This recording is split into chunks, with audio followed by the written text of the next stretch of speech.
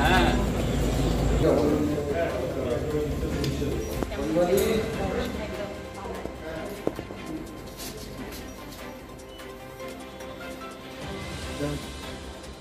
আসুন বলে দিয়ে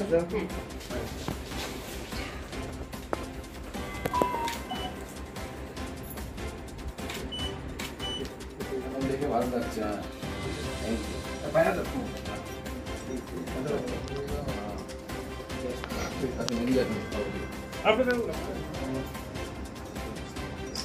দুই ছিল না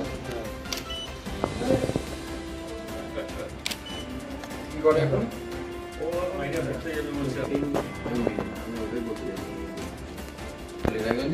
এখন গ্রাজুয়েশন করলাম মাস্টার্স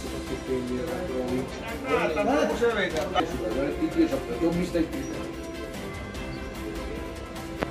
দেবে আমার দিয়ে দিয়ে নিজে বাঁচাও না না কার্তিক তুমি ছুটি নিয়ে এলো এসো তোমার টাকার লোক না আমাদের ভারতীয় জনতা পার্টির রায়গঞ্জের সাংসদ কার্তিক পাল তিনি মাঝে হঠাৎ করে অসুস্থ হয়ে পড়েছিলেন, আমরা খবর পেয়েছিলাম। তো তখন আমি বাইরে থাকার জন্য তার সাথে দেখা করা হয়নি। তো আজকে কার্তিক পালের সাথে দেখা করতে তার বসত বাড়িতে আসা এবং পরিবারের সকলের সাথে আমার কথাবার্তা হলো। এখন কার্তিক যথেষ্ট ভালো আছে। আগামীতে বিধানসভা নির্বাচন, সেই বিধানসভা নির্বাচনেও মাঠে নেমে কাজ করবে। সেই জায়গায় পৌঁছানোর পর আমি বলেছি যে তাকে বাড়ি থেকে বেরিয়ে আবার মাঠে ময়দানে লড়াইয়ের ময়দানে নামার জন্য। 20 বিধানসভা ভোটে মানুষ ঠিক করে ফেলেছে যে মানুষ বিজেপির সরকার তৈরি করবে। এসআইআর বিভ্রান্তির কোনো কারণ নেই। তৃণমূল কংগ্রেস চেষ্টা করছে। এসআইআর নিয়ে কারো চিন্তার কোনো কারণ নেই। যারা ভারতীয় নাগরিক তাদের নাম ভোটার লিস্টে থাকবে, চিন্তার কোনো কারণ নেই।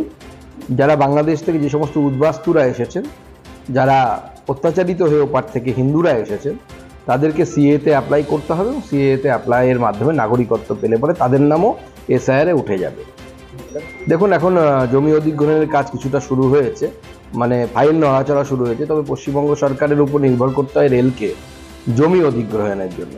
কেন্দ্র সরকার তো টাকা দিয়ে পাঠিয়েছে। এর আগে আপনারা দেখলেন বালুরঘাট হিলি রেল প্রকল্পের জন্য আমাদের বছরের পর বছর, মাসের পর মাস অপেক্ষা করতে হলো। টাকা কেন্দ্র দেবে, সেই টাকাটা শুধু বিলি করতে হবে লোকজনকে, কাগজপত্র দেখে যাদের জমি তাদেরকে। সেই কাজটুকু করার জন্য এদের 18 মাসে নয় 36 মাসের বছর।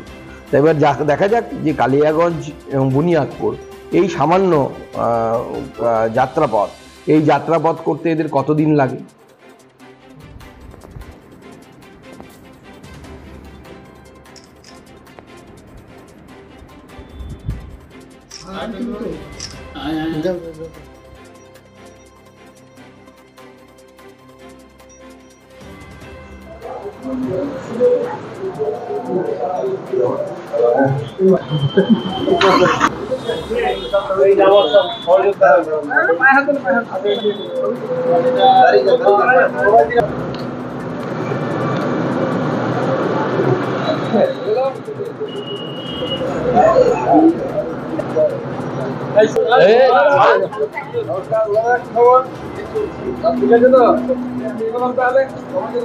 হ্যাঁ